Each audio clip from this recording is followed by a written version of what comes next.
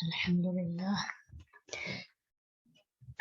نحمده ونصلي على رسوله الكريم أما بعد أعوذ بالله من الشيطان الرجيم بسم الله الرحمن الرحيم رب اشرح لي صدري ويسر لي أمري واحلل عقدة من لساني يفقهوا قولي رب زدني علما اللهم ربنا زدنا علما يا مقلب القلوب ثبت قلبي على دينك يا مصرف القلوب صرف قلبي على دينك اللهم آت نفسي تقواها وزكيها أنت خير من زكاها أنت وليها ومولاها. سورہ رعد آیت نمبر 5. وَإِنْ اور اگر تعجب تم تعجب کرتے ہو فعجب تو قابل تعجب ہے قولہم بات ان کی اِذا کیا جب کننا ہو جائیں گے ہم ترابن مٹی کیا انا بے شک ہم لفی خلق البتہ پیدائش میں ہوں گے جدید نہیں اولئک یہی لوگ وہ ہیں الذین جنہوں نے کفروا کفر کیا بربہم اپنے رب کے ساتھ وَأُولَئِكَ الْأَغْلَالُ فِي أَعْنَاقِهِمْ اور یہی لوگ ہیں توق ہوں گے ان کی گردنوں میں وَأُولَئِكَ أَصْحَابُ النَّارِ اور یہی لوگ ہیں آگ کے ساتھی ہم فیہا خالدون وہ اس آگ میں ہمیشہ رہیں گے.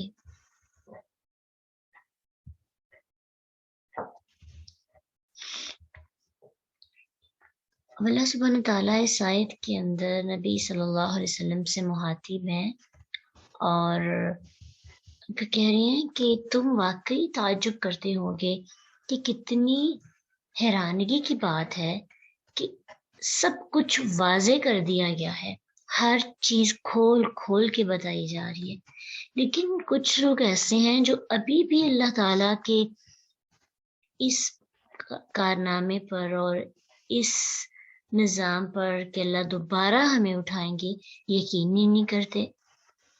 آپ خود سوچئے کہ جب چیزیں سیدھی سیدھی سمجھ آ رہی ہوں، سب چیزیں واضح ہوں اور آپ کو یقین بھی آ جائے کہ یہ بات ٹھیک ہے، پھر آپ اس پہ عمل بھی کرتے ہیں. کچھ لوگ آپ کے ساتھ رہتے ہیں اور وہ لوگ اس بات کو مانتے ہی نہیں ہیں. مثلا ایک بندے کو آپ بات سمجھا رہے ہیں اور بات بالکل سیدھی ہے، اس میں کسی قسم کا تذبذب نہیں، کسی قسم کی کوئی پریشانی شک نہیں، لیکن وہ بندہ پھر بھی بات نہیں مانتا، سنتا نہیں ہے اور یقین ہی نہیں کرتا.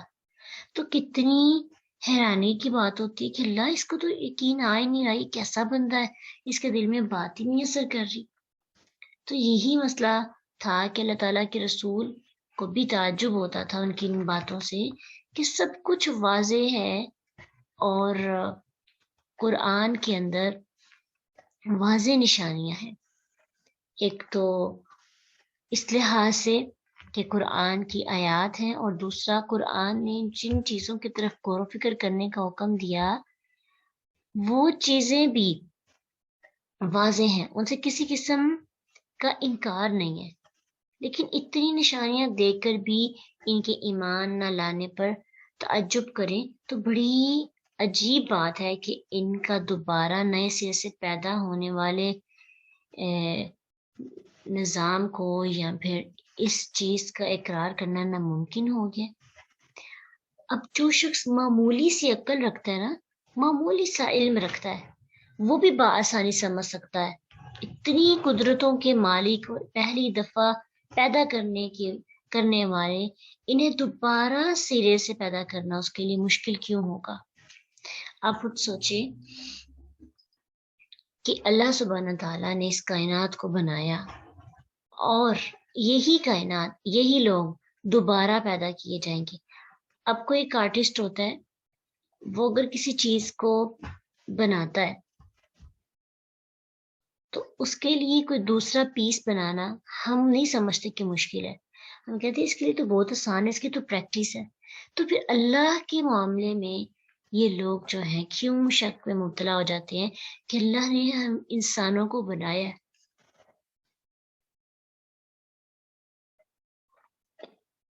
اس کے لیے دوبارہ سے ڈیزائن کرنا کوئی مشکل ہے، کوئی ناممکن بات ہے؟ بالکل بھی نہیں۔ بس مسئلہ یہ ہے کہ لوگ اللہ کے پہلی بار بنانے پر بھی اقرار کرنے کو اپنے لیے اپنی توہین سمجھتے ہیں، یا اللہ کو مانتے نہیں ہیں۔ جو لوگ اللہ کا انکار کرتے ہیں، اللہ سبحانہ تعالیٰ کہتے ہیں اولئک الذین کفروا بربہم، یہ وہ لوگ ہیں جنہوں نے اپنے رب کے ساتھ کفر کیا۔ اب یہ عقیدہ آخرت جو ہے وہ مضبوط نہ ہو تو رب کا انکار کیسے ہوتا ہے؟ کیونکہ ہم اللہ کی قدرتوں پر شک کرتے ہیں۔ ایک آرٹسٹ چیزیں بنا سکتا ہے، بناتا ہے، اور ہم کہتے ہیں کہ وہ نہیں بنا پائے گا، گویا کہ اس کے رب ہونے یعنی اس کی اس مقام پہ ہونے سے انکار ہوتا ہے۔ تو یہ اللہ کے سامنے جھکتے ہی نہیں ہیں، اللہ کے سامنے عاجز ہوتے ہی نہیں ہیں۔ اللہ سبحانہ تعالیٰ کہتے ہیں ان کے لیے انجام کیا ہے کہ یہی لوگ توق میں ہوں گے، یعنی ان کے گردنوں میں توق ڈال دیے جائیں گی۔ اغلال غلن کی جمع ہے، اور اس کا مطلب ہوتا ہے لوہے کا کڑا یا زنجیر جو مجرم کے گلے میں ڈال کر اسے باندھا جاتا ہے، اور بعض اوقات اس کے ساتھ ساتھ ہاتھ بھی گردن کے ساتھ باندھ دیے جاتے ہیں۔ یہ قید کی سخت ترین صورت ہے، یعنی ان کے گردنوں میں توق ہوں گے۔ اب دیکھیے کہ بعض ہوتا ایسے ہے کہ جیسا انسان کا عمل ہوتا ہے نا، عمل کے مطابق اس کی سزا ہوتی ہے۔ اب ان کا عمل اس لحاظ سے کیا تھا کہ انہوں نے کفر اور شرک کو اپنے گلوں میں گردنوں میں ڈالا ہوا تھا، اور یہ گردنیں اللہ کے سامنے جھکتی نہیں تھی، سر نہیں جھکتے تھے اللہ کے سامنے، اللہ کو کے سامنے عاجز نہیں ہوتے تھے۔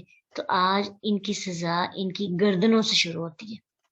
کیسے کہ جہنم میں ان کی گردنوں میں لوہے کے توق ہوں گے جن میں زنجیریں پڑی ہوئی ہوں گی، زنجیروں سے یہ بندھے ہوئے ہوں گے، اور پھر ان کو اس کے ساتھ گھسیٹا جائے گا۔ اولئک اصحاب النار، یہ لوگ ہیں آگ کے ساتھی۔ سورۃ مومن کے اندر اللہ سبحانہ تعالیٰ فرماتے ہیں کہ جب توق ان کی گردنوں میں ہوں گے اور زنجیریں گھسیٹے جا رہے ہوں گے کھولتے ہوئے پانی میں، پھر وہ آگ میں جھونک دیے جائیں گے۔ تین طرح سے ان کی عذاب کی حقیقت بتائی گئی، ایک تو گردنوں کے اندر توق، پھر زنجیریں بھی ہوں گی، اور پھر اسے ان کو گھسیٹا جائے گا کس کی طرف؟ فی الحمیم ثم فی النار یسجرون، کھولتے ہوئے پانی میں، پھر وہ آگ میں جھونک دیے جائیں گے، آگ میں پھینک دیے جائیں گے۔ تو آخرت پر یقین نہ رکھنے سے انسان کا عقیدہ اللہ کے بارے میں بھی تذبذب ہو جاتا ہے، شک میں مبتلا ہو جاتا ہے۔ کیوں؟ اللہ کا انکار ہوتا ہے۔ جو یہ نہیں مانتا کہ ہم نے مرنا ہے اور اللہ کے سامنے کھڑے ہونا ہے، تو پھر وہ اللہ کو بھی نہیں مانتا۔ ہم انجام کو سامنے رکھ کر اگر زندگی گزارے نا تو ہماری زندگی بڑی اچھی گزرے گی، لیکن جب ہم یقین ہی نہیں کرتے تو پھر ہماری زندگیاں ایسے ہی گزریں گی، مستی میں، موج کرنے میں، تو پھر آخرت کے اندر انجام برا ہوگا۔ ہم فیہا خالدون، وہ اس آگ میں ہمیشہ رہیں گے۔ دراصل اب ان صورتوں کے اندر نا، صورت یونس سے لے کر صورت کہف تک غالباً زیادہ تر توحید اور اس کے بارے میں ہی بیان کیا کہ اللہ تعالیٰ کو نہ ماننے والے لوگوں کے ساتھ جو اللہ سبحانہ تعالیٰ کلام کرتے ہیں، مشرک اور کفار، وہ یستعجلون کا، وہ جلدی مانگتے ہیں آپ سے، یستعجلون استعجال یعنی باپ استفعال سے ہے، اور کسی چیز کا وقت آنے سے پہلے اسے لانے کا مطالبہ کرنا۔ اب اس میں ہے کہ وہ جلدی مانگتے ہیں آپ سے، کس چیز کا مطالبہ کرتے ہیں، کس چیز کی جلدی کرتے ہیں؟ बिस्सय्यअति बुराई यानी अजाब में जल्दी करते हैं, बुरी हालत। क़ब्ल अल हसनति पहले भलाई से, यानी मुराद अच्छी हालत, आफियत और खुशहाली। तो वो क्या करते हैं कि उनकी सरकशी इस हद तक पहुंच चुकी है कि जुटलाने और मजाक उड़ाने के लिए तंदुरुस्ती और आफियत की बजाय अजाब लाने के मुतालबे करते हैं। और इन मुतालबों का जिक्र कुरान में कई जगहों पर है। सूरत अनफाल के अंदर भी हम पढ़ के हैं, सूरत अनकबूत के अंदर भी, सूरत नमल में भी। तो कहते हैं कि क्यों नहीं हम पे अजाब आ रहा, अगर तुम सच्चे हो तो अजाब लाओ, क्यों नहीं हमें अजाब दिखाई दे रहा। इस तरह से अल्लाह ताला के साथ चैलेंज लगाते हैं। वक़द खलत मिन क़ब्लिही, और हालांकि तहकीक गुजर चुकी है उनसे पहले, यानी उनसे पहले आने वाले लोगों की भी यही हरकतें थी, इसी तरह का रवैया था। मसूलातु इबरतनाक मिसालें। मसूलातु की वाहद है मसलतुन बवज़न समरतुन, मासूलातुन, ठीक है, मासूलातु मासूलातुन। और मुअन्नस है ना, इसलिए लास्ट पे अलिफ और ता का इजाफा किया गया है। तो इसका मतलब होता है सहज सजा, यानी रुस्वा की नाज़ाब जो इंसान पे उतरे और फिर दूसरों के लिए बुरे कामों से बाज रहने की मिसाल और इबरत बन जाए। अब अल्लाह कहते हैं कि ये लोग पहले लोगों से इबरत नहीं हासिल करते कि वो भी अजाब हासिल करने में जल्दी मांगते थे, और फिर उन पे अजाब जब आता था ना, तो फिर अजाब टलता नहीं। अजाब एक दफा आ जाए सामने तो फिर कोई इसे रोक ही नहीं पाता।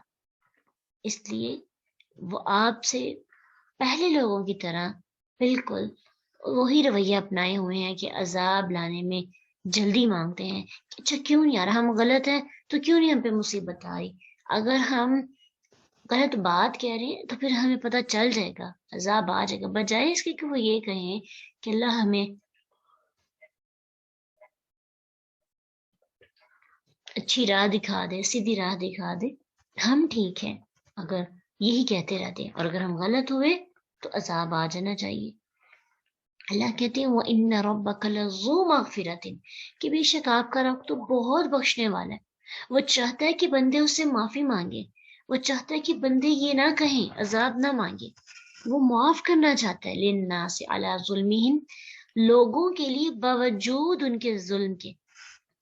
जैसे एक माँ होती है ना, तो बच्चे मिस्टेक्स करें तो माँ की ख्वाहिश होती है बच्चे आकर उसे माफी मांगे और ताल्लुक बिल्कुल बेहतर हो जाए, अच्छा हो जाए, ठीक है।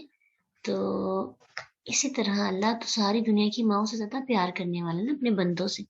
तो अल्लाह की भी यही चाहत होती है कि उनके उसके बंदे आए उसके पास, उससे माफी मांगे, चाहे वो जुल्म कर रहे हैं, शिर्क जैसा जुल्म भी कर रहे हैं ना, तो वापस आके तौबा तो करें, माफी मांगे। उसका दिल चाहता है कि वो अपने बंदों को माफ करे, वो मुंतजिर है। हम थोड़ा सा चलते हैं वो भाग के आ जाता है, लेकिन मसला ये है हम माफी मांगते ही नहीं है। हमारे अंदर अल्लाह के सामने भी बड़ी अना और इस सेल्फ रिस्पेक्ट आ गई है कि हम तौहीन समझते हैं। तौहीन बात दूर की है, हम गलत समझते ही नहीं है खुद को। अगर समझते होते तो इस तरह से चैलेंज ना करते अल्लाह को। जब भी गलती होती है, जब भी कोई हमें बताता कि तुम गलत हो, तो हम कहते अल्लाह हमें सीधा रास्ता दिखाए, बजाय से कि बहस में पड़ जाते कि देखी जाएगी, देखते हैं किसका रास्ता ठीक है या किसका गलत है। हम इबरत नहीं हासिल करते।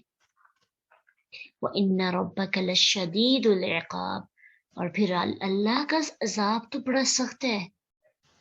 इतनी मगफरत करने वाले रब से जब आप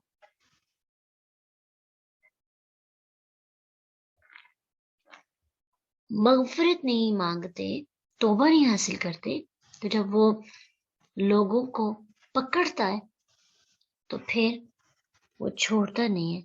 जब आजाद सामने आ जाए तो फिर ढाला नहीं जाता। अब देखिए, अल्लाह अगर लोगों के जुल्म की वजह से ان کو پکڑنے لگے تو کوئی بھی بندہ اس دنیا میں باقی نہ رہے، سب ختم ہو جائیں۔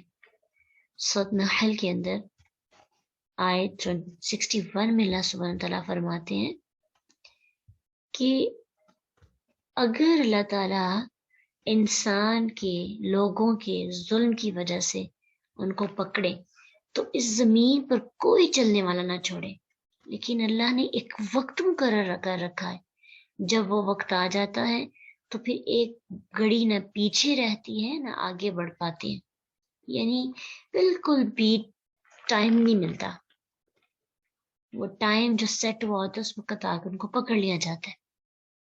تو ہم اللہ تعالیٰ کے بارے میں پتہ نہیں کیا سوچتے ہیں، اللہ تو بڑے سخت ہیں، معاف نہیں کرتے، اور اگر اللہ ہمیں پکڑے، ہم کتنے گناہ کرتے ہیں نا دن میں، کتنا ظلم کرتے ہیں خود پر بھی اور اللہ کے حق میں بھی، سوچئے کتنے بڑے بڑے گناہ ہو جاتے ہیں۔ ہر گناہ پہ ہمارا احتساب ہو، ہمارے پیرنٹس اگر ہمیں ہر غلطی پر پوچھنا شروع کر دیں نا، یہ کیوں کیا، وہ کیوں کیا، ہمیں اپنی زندگی پتہ نہیں کس طرح دل کرتا ہے کہ اس دنیا میں نہ رہیں، کیا فائدہ ایسی زندگی کا جس کی چھوٹے چھوٹے بات پر احتساب ہو رہا ہے۔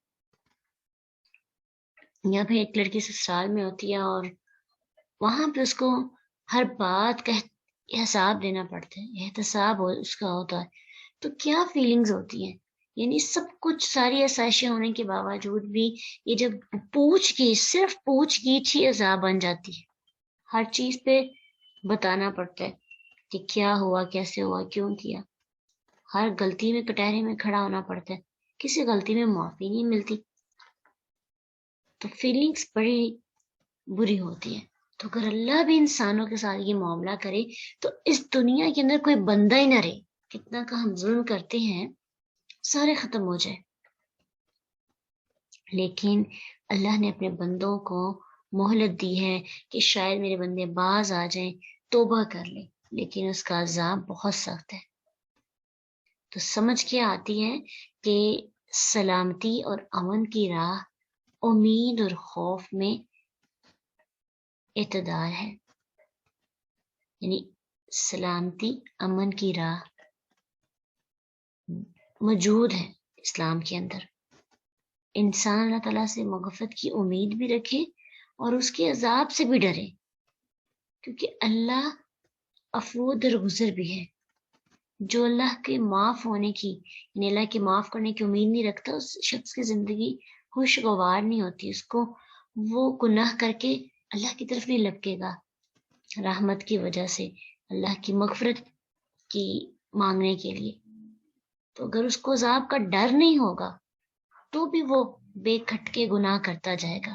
تو دونوں چیزیں، ایمان، خوف اور امید کے درمیان ایک راہ ہے، اس کا نام ہے امید بھی ہو میرا رب مجھے معاف کرے گا اپنی رحمت سے، اور خوف بھی ہو کہ اگر اس نے نہ کیا تو پھر کیا ہوگا۔ دونوں چیزیں ہر وقت ہونی چاہیے۔ کوئی بھی آپ ریلیشن بناتے ہیں نا تو اکثر رشتے اسی وجہ سے خراب ہو جاتے ہیں کہ ہم صرف وہاں پہ امید رکھتے ہیں، امیدیں باندھتے جاتے ہیں، یہ بھی ہوگا، یہ بھی ہوگا، یہ بھی ہوگا، لیکن اس کے نیگیٹو پوائنٹس کو نہیں دیکھتے کہ میرے ساتھ غلط بھی ہو سکتا ہے، اب اس وقت میں مجھے کیا کرنا ہے، یا پھر اللہ نے مجھے اتنی نعمتیں دی ہیں، میرے کسی گناہ کی وجہ سے یہ نعمت مجھ سے چھینی تو پھر کیا ہوگا۔ تو یہ چیزیں انسان کو عاجز رکھتی ہیں، انسان پھدکتا نہیں ہے، انسان گناہ کرنے سے پہلے سوچتا ہے کہ کہیں مجھ سے اللہ کی عطا کردہ نعمتیں چھینی نہ لی جائیں۔ وَيَقُولُ الَّذِينَ كَفَرُوا، اور کہتے ہیں وہ جنہوں نے کفر کیا، لولا انزل علیہ آیۃ من ربہ، کیوں نہیں اللہ کی طرف سے کوئی نشانی اتری تم پر۔ بالکل وہی چیلنج، وہی بات کہی جو پہلی امتیں کہا کرتی تھی کہ جب معجزہ لائیں اور سامنے آئے، حالانکہ پہلی امتوں کو معجزے بھی دیے گئے،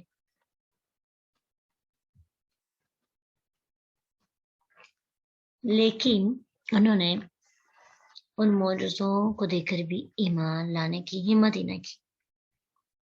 تو یہاں پہ بھی کفار کی ایک اور بری خصلت بتائی جا رہی ہے کہ تمام انبیاء کی آیات سے بڑا معجزہ تمام انبیاء سے بڑھ کر بڑا معجزہ قرآن ان کو دیا گیا، تو حالانکہ ایسی کتاب کسی پر نازل نہیں ہوئی، تو پھر بھی یہ معجزوں کے طالب ہے کہ آسمان سے فرشتے اتریں، یا آسمان سے کوئی چشمہ جاری ہو جائے، یا فرشتے تمہارے ساتھ رہیں، اس طرح کے معجزے اللہ تعالیٰ سے طلب کرتے ہیں۔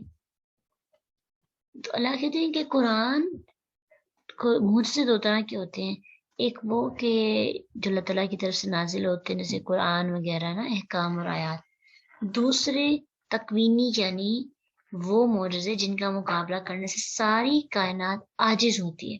قرآن میں دونوں صفات موجود ہے کہ ایک تو یہ اللہ کی طرف سے نازل ہوئی ہے آسمان سے، اور دوسرا معجزہ یہ ہے کہ اس جیسی کوئی کتاب نہیں لے کے آ سکتا۔ چیلنج کیا تھا نا اللہ سبحانہ تعالیٰ نے مشرکین مکہ کو، ایک آیت کا، ایک سورت کا، ایک 10 آیات کا، لیکن کوئی آج تک اس چیلنج کو ایکسیپٹ نہیں کر سکا اور اس کا مقابلہ نہیں کر سکا۔ کیوں؟ کیونکہ یہ اللہ کا معجزہ ہے۔ تو ہدایت کی آیات اور ساری دنیا کے سامنے ایک پوری کتاب موجود ہے، لیکن کفار اس کو ماننے سے انکار کرتے اپنی ہر درمی اور ضد اور ایکسکیوزز کی وجہ سے۔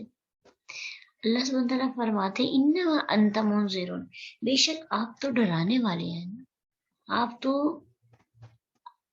لوگوں کو سمجھانے والے ہیں، بتانے والے ہیں کہ کون سا رستہ ہے سیدھا۔ آپ مبشر بھی ہیں، لیکن ان کے مقابلے میں یہاں پہ کفار کی بات کے مقابلے میں اللہ نے یہ بات کہی نا، یہاں پہ ذکر کفار کے، تو اس لیے یہاں پہ منذر اور ہاد کا لفظ استعمال کیا۔ اب یہاں پہ مراد یہ ہے کہ ایک تو آپ ڈرانے والے ہیں، وَلِكُلِّ قَوْمٍ ہاد، اور ہر قوم کے لیے ایک ہادی ہے۔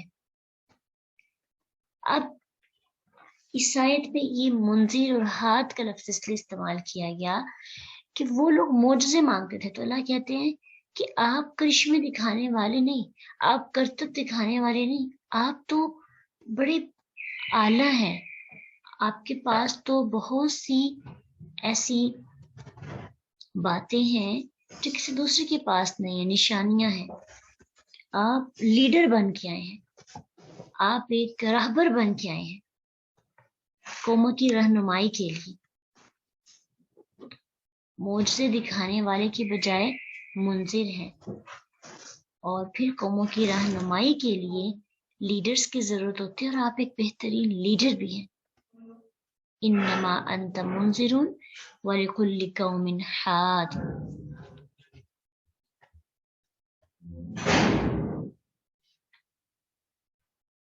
تو اس لیے ہمیں اس بات کو سمجھنا چاہیے کہ جو بھی بندہ سمجھاتا ہے، لیڈر ہوتا ہے، رہنما ہوتا ہے، تو ضروری نہیں ہے کہ اس کے پاس وہ کرتب ہوں جس کی وجہ سے ہم امپریس ہوتے ہیں کسی دوسرے کے پاس جا کے۔ مثلا ہمارے معاشرے میں کچھ ایسے ہوتے ہیں لوگ جن کے پاس جادو وغیرہ ہوتا ہے، یا کوئی پیر فقیر ہوتے ہیں، ان کے پاس کچھ خود ہی انہوں نے اپنی نام نہاد کرامات بنائی ہوتی ہیں۔ اب کچھ لوگ ان کے پاس جا کے بہت امپریس ہو جاتے ہیں، اور یہی چیز تو مانگی تھی زمانہ جاہلیت میں لوگوں نے اللہ کے نبی سے، تو اللہ نے اس بات کا انکار کیا کہ ایسا کیوں سوچتے ہو۔ ایک لیڈر، ایک ٹیچر، ایک راہبر، ایک رہنما کرتب دکھانے والا نہیں ہوتا کہ وہ آپ کو بیٹھ کے جی دکھائے کہ آسمان سے فرشتے اتر رہے ہیں اور چشمے نازل ہو رہے ہیں اور کبھی کچھ۔ تمہارے پاس ایک بہترین کتاب، سب سے بڑا معجزہ آ گیا، جب تم اس کو دیکھ کر نہیں یقین رکھتے تو پھر تم اور کسی چیز کو بھی دیکھ کر ایمان نہیں لاؤ گے۔ تو یہاں پہ اللہ کے رسول صلی اللہ علیہ وسلم کو تسلی بھی دی جا رہی ہے کہ آپ پریشان نہ ہو، آپ عظیم رہنما ہیں، ان کے بیجا مطالبے آپ کو پریشان نہ کریں، ٹھیک ہے۔ انما انت منذر ولکل قوم حاد، بے شک آپ تو ڈرانے والے ہیں، اور ہر قوم کے لیے ہادی کی ضرورت ہوتی ہے، اور بس وہی ہادی آپ کو بنا کر بھیجا گیا ہے۔ اللہ یعلم اللہ جانتا ہے ما تحمل کل انسا، جو کچھ اٹھاتی ہے ہر مادہ، وما تغیظ، اور جو کچھ کمی کرتے ہیں، الارحام رحم، وما تزداد، جو کچھ وہ زیادہ کرتے ہیں، وکل شیء عنده بمقدار، اور ہر چیز اس کے ساتھ ساتھ ایک اندازے کی ہے۔ اب یہاں سے اللہ سبحانہ تعالیٰ کی مزید کچھ صفات کا ذکر ہو رہا ہے۔ اب دیکھیے شروع میں ہم نے کس کا ذکر پڑھا تھا؟ کتاب کا، کہ اللہ نے یہ کتاب نازل کی اور کچھ لوگ اس کو نہیں مانتے۔ کیوں نہیں مانتے؟ یہ بھی سیکھا کہ وہ اللہ کو جانتے نہیں ہیں۔ اب اللہ تعالیٰ کے بارے میں ہمیں انفارمیشن مل رہی ہیں۔ ہم نے اس صورت کو شروع کرنے سے پہلے کیا تہیہ کیا تھا کہ جس کی کتاب ہے نا اس کو پہچاننا ہے، تو اس کے پہچاننے کے لیے، اس کی جانکاری کے لیے ہمیں کتاب کو پڑھنا پڑے گا۔ اب پہلی رکوع میں اللہ سبحانہ تعالیٰ نے اپنی کچھ قدرتوں کا، کچھ حکمتوں کا ذکر کیا کہ اللہ کتنا بڑا ہے، اور کچھ لوگوں کے غلط معاملات اور چیلنجز کو کیا کہ وہ کس طرح سے اللہ کا انکار کرتے ہیں۔ اب یہاں پہ مزید اللہ کی ایک صفت، کون سی صفت؟ غیب۔ اللہ کے پاس غیب کا علم ہے۔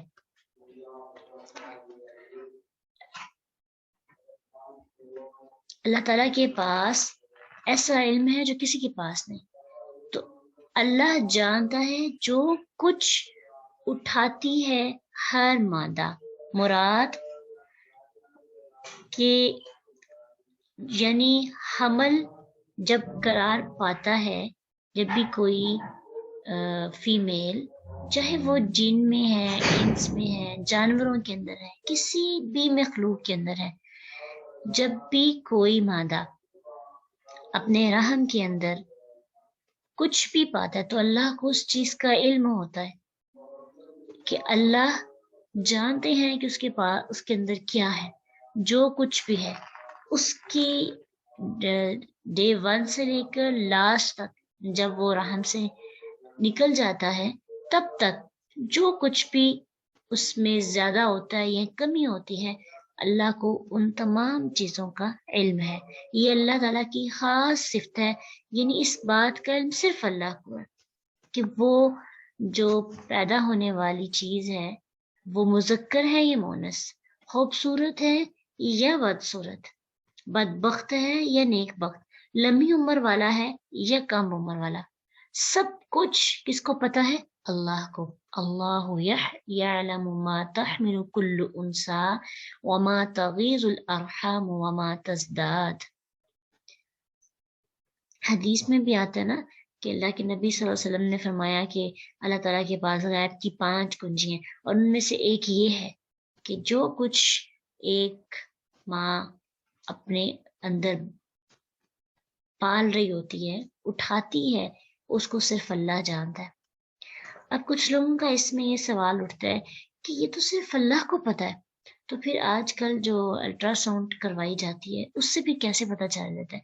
ایک تو یہ ہے کہ الٹرا ساؤنڈ کا جو رزلٹ ہے وہ 100% کریکٹ نہیں ہوتا۔ بہت سے ایسے آپ کے کیسز نظر آئیں گے جس میں الٹرا ساؤنڈ کا بھی رزلٹ غلط آتا ہے،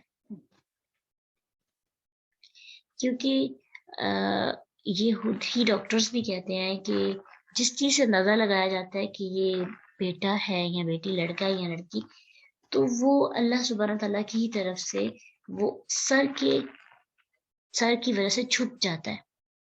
لیکن پھر بھی لوگ بتاتے ہیں، اور اس پہ ہمیں یقین ہی نہیں کرنا چاہیے۔ اللہ تعالیٰ کے پاس ہے اصل علم، اور پھر اگر یہ بھی کہا جائے کہ چلے کریکٹ نالج بھی ہے، یہ علم وہ ہوتا ہے جو یقینی ہوتا ہے، یعنی اگر 99 کیسز بھی ٹھیک ہوتے ہیں اور ایک کیس غلط ثابت ہو جاتا ہے تو اس کو علم نہیں کہتے۔ علم یقین وہی ہوتا ہے جس میں کوئی غلطی نہ ہو، جیسے اللہ کا نالج ہے، علم یقینی۔ تو وہ بس یہ کہہ سکتے ہیں کہ ٹیوے ہیں یا پھر اپنی ایک طرف سے کوشش ہے۔ اور اگر اس کو صحیح مان بھی لیا جائے کہ اللہ تعالیٰ ہی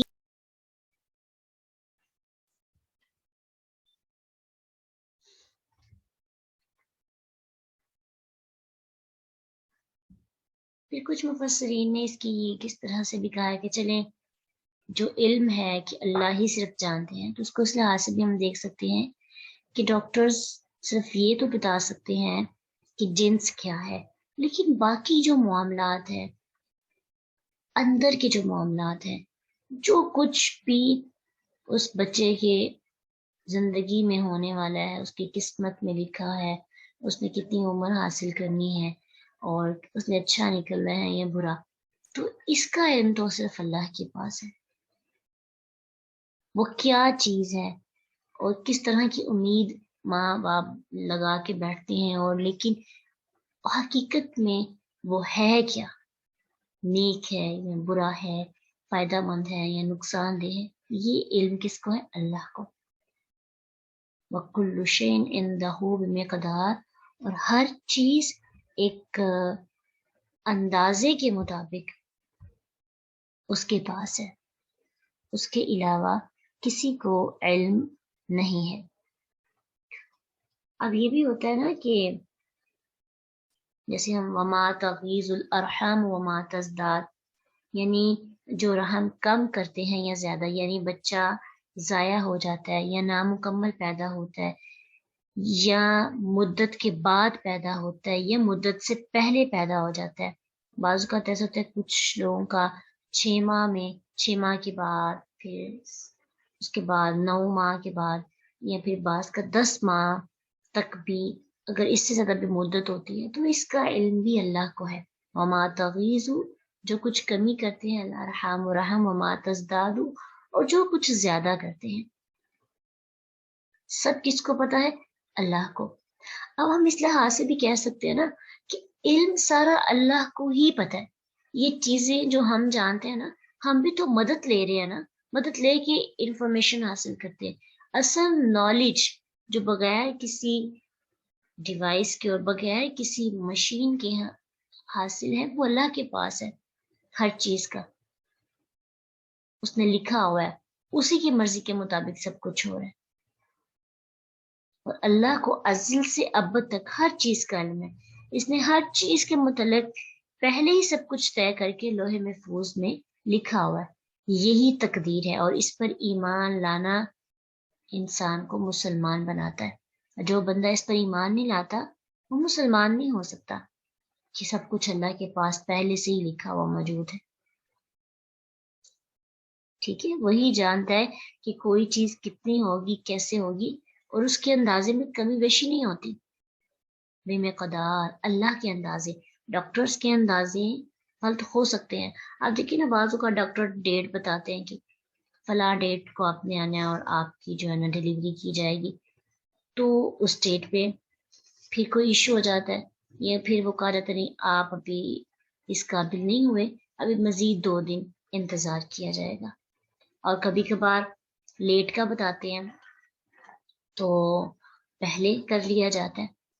تو اندازے لگاتے ہیں وہ بھی، لیکن سب سے بہترین اندازے، کریکٹ اندازے، صحیح اندازے، جس میں کسی قسم کا شک نہ ہو، وہ کس کے پاس ہے؟ اللہ کے پاس۔ تو اللہ کا اور بندہ کا مقابلہ نہیں کیا جا سکتا۔ ہاں، بندہ اللہ کے دیے ہوئے علم میں سے تھوڑا سا علم استعمال کر کے کچھ نہ کچھ ٹیوے لگا لیتے ہیں، اندازے لگا لیتے ہیں، لیکن کوئی بھی چیز کس وقت کیسے کس طرح کیسے ہوگی۔ اب دیکھیے نا، بچے پیدا ہوتے کچھ فوت ہو جاتے ہیں، اور کچھ زندہ رہتے ہیں، کچھ کی صحت بڑی اچھی ہوتی ہے، کچھ کے بارے میں کہا جاتا ہے کہ ان کے بچے کی امید نہیں ہے تو پھر بچ جاتے ہیں، کچھ کے بارے میں کچھ نہیں کہا جاتا لیکن وہ فوت ہو جاتے ہیں۔ تو یہ ساری چیزیں کس کو پتہ ہے؟ اگر ان سب چیزوں کو دیکھا جائے نا، تو پھر ہمیں اس چیز کا یقین ہو جاتا ہے کہ واقعی غیب کی کنجی میں سے ایک کنجی کہ ماں کے پیٹ میں کیا ہے، کیا پل رہا ہے، وہ کس کو ہے پتہ؟ اللہ کو۔ عالم الغیب، جاننے والا ہے غیب، وہ شہادت اور حاضر، جو کچھ چھپا ہے، جو کچھ ظاہر ہے، سب اس کو پتا ہے۔ الکبیر، سب سے بڑا ہے، المتعال، سب سے بلند ہے۔ یہ لوگوں کو احساس دلایا جا رہا ہے کہ جس کا تم انکار کرتے ہو نا، اس کا مقابلہ ہی نہیں ہے کسی چیز سے۔ عالم الغیب والشہادت القبیر المتعال، اللہ کی 4 صفات بیان کی، غیب کا علم رکھنے والا، حاضر جو سامنے ہے نا اس کا بھی علم رکھتا ہے، بہت بلند ہے، بہت بڑا ہے، سواء منکم تم پر برابر ہے، من جو اسرا چھپا کر کرے، یعنی برابر ہے تم میں سے جو کوئی بات کو چھپا کر کرے، ومن جہرا اور جو کوئی ظاہر کرے، بھی اسے، ومن اور جو کوئی ہوا وہ چھپنے والا ہو، باللیل رات کو، وسارب اور چلنے والا ہو، بالنہار دن کو، یعنی جو تم باتیں چھپا چھپا کر کرتے ہو وہ بھی اس کو پتا ہے، اور جو باتیں تم ظاہر کرتے ہو وہ بھی اس کو پتا ہے، یعنی اللہ کے علم وسعت کی ایک اور تاکید، یعنی تمہارا آدمی کوئی بات چھپا کر کرتا ہے یا بلند آواز سے کرتا ہے تو اللہ کے نزدیک دونوں برابر ہیں، دونوں یکساں ہیں۔ اب انسان دیکھیے نا، انسان جب چھپ کر بات کرتا ہے تو کوئی دوسرے بندے کو اس بات کی سمجھ نہیں آتی، یعنی تم اور ساری مخلوق چھپی بات کو نہیں سن سکتے، بلند آواز سے کیوں ہی بات ہمیں سمجھ میں آ جاتی ہے، لیکن جو کانوں میں اور چھپ چھپ کی باتیں کی جاتی ہیں نا وہ ہمیں باتیں نہیں سمجھ میں آتی، اور بعض اوقات ہمیں ظاہری باتیں بھی 4-5 لوگ مل کر بات کر رہے ہوں اونچی اونچی آواز سے، ایک ہی بات بھی پلے نہیں پڑتی، سمجھ ہی نہیں آتی کہ کوئی کیا کہہ رہا ہے۔ اب اللہ تعالیٰ کے بارے میں سوچیے، ایک وقت میں اللہ سے کتنے لوگ بات کر رہے ہیں، کتنے لوگ اللہ سے مانگ رہے ہیں، کتنا کچھ اللہ کو دیکھنے کو ملتا ہے، تو پھر اس کے رب ہونے پر یقین آ جانا چاہیے نا کہ چھپی ہوئی باتیں جو چھپ چھپ کے کر رہے ہیں ان کو بھی سن رہے ہیں، اور جو سب مانگ رہے ہیں ظاہر وہ بھی اس کو سنتا ہے، ومن ہوا اور جو کوئی مستخفن چھپنے والا ہے، یعنی رات کے وقت چھپ کر، چاہے رات کے وقت بھی تو بلند آواز میں بات ہو سکتی ہے نا، لیکن اس وقت ہمارے ارد گرد لوگ نہیں ہوتے، تو مراد اس سے یہ ہے کہ باب یہ استفعال سے ہے، خافیہ یا خفا سے ہی ہے لیکن باب استفعال سے ہے اور برائے مبالغہ استعمال کیا جاتا ہے، موسٹلی باب استفعال کو جو سین اور تا کا اضافہ کر کے استعمال ہوتا ہے نا مبالغے کے لیے، یعنی بالکل چھپنے والا، کسی کو دکھائی نہیں دیتا، تاریک رات، انسان تاریک رات کے اندر بیٹھ کر کوئی بھی بات کر رہا ہے، کسی سے بھی کال پہ ہے، بستر پہ لیٹ کے بات کر رہا ہے، اپنے ساتھ بات کر رہا ہے، سوچوں میں مگن ہے، اللہ اس کو بھی دیکھ رہا ہے، سن رہا ہے، اس کو بھی جاننے والا ہے، کوئی بھی بات امیجن کریں، رات کو کیسی کیسی باتیں، کیسی کیسی خیالات، کیسی کیسی سوچیں ہمارے ذہن میں آتی ہیں، کیسی گفتگو ہم کرتے ہیں، سب کچھ اللہ دیکھ رہے، لوگ تو نہیں دیکھ رہے لیکن اللہ دیکھ رہے، وہ ساری بول اور چلنے والا ہے بالنہار دن کو، یعنی دن کو بازاروں میں گھومنے والا، گلی میں پھرنے والا، ہر ایک کے سامنے جو وہ کام کرتا ہے اللہ اس کو بھی دیکھنے والا ہے، تو ان کا ذکر اس لیے کیا گیا کہ اللہ تعالیٰ کی جو صفت غیب ہے نا اس کا انسان کو یقین ہو جائے، پہلے تمہید باندھی پھر مزید اس کی صفات بیان کی گئی، پہلے ایک چیز کے بارے میں بتایا جو غیب کی کنجیوں میں سے ایک کنجی ہے، پھر اس کے بعد باقی جو بھی ہم چھپاتے ہیں، جو بھی ظاہر کرتے ہیں، بولتے ہیں، دل میں رکھتے ہیں، سب کچھ اس کو معلوم ہے، تو ہمارا کیا کام بنتا ہے کہ ان تمام باتوں کو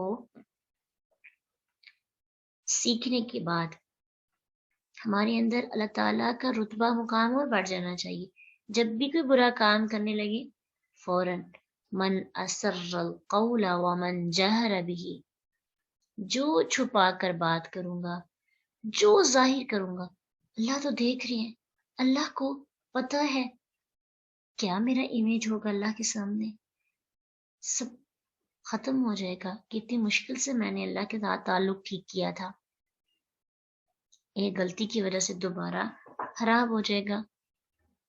تو اس لیے انسان جیسے جیسے اللہ کو جاننے لگتا ہے، جیسے جیسے اللہ کو پہچاننے لگتا ہے، ویسے ویسے اس کے ایمان میں بھی اضافہ ہوتا ہے۔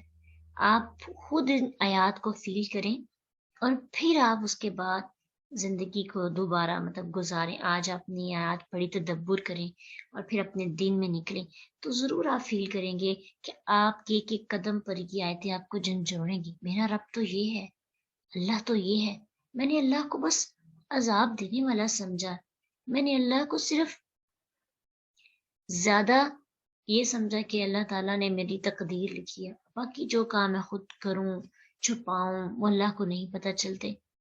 اب جب اللہ کے اندر تک یعنی سینوں تک کی بات جاننے والے علم کو ہم پہچان لیتے ہیں نا، تو پھر سینے بھی پاک ہو جاتے ہیں، پھر ہمارے باہر کے حالات بھی پاک ہو جاتے ہیں، آنکھیں بھی پاک ہو جاتی ہیں، خیال بھی پاک ہو جاتے ہیں، صرف یہ سوچتے ہوئے کہ اللہ مجھے دیکھ رہی ہے، اللہ میری طرف، اللہ کا دھیان ہے، اللہ کو سارا علم ہے، سب پتہ ہے۔ تو ماننے کے لیے جاننا ضروری ہے، جاننے کے بعد پھر انسان سامنے والے کی جب پہچان ہو جاتی ہے نا، تو پھر اس کی بات ماننا آسان ہو جاتی ہے۔ اللہ سبحانہ تعالیٰ ہمیں اپنی پہچان کروا دے، اپنا قرب عطا کرے، اور ہم اللہ والوں میں شامل ہو جائیں، نیک لوگوں میں شامل ہو جائیں۔ وآخر دعوانا الحمد للہ رب العالمین۔ سبحانک اللہم وبحمدک، نشہد ان لا الہ الا انت، نستغفرک ونتوب الیک۔ السلام علیکم ورحمۃ اللہ وبرکاتہ۔ فإن مع العسر يسرا، إن مع العسر يسرا، فإذا فرغت فانصب وإلى ربك فارغب۔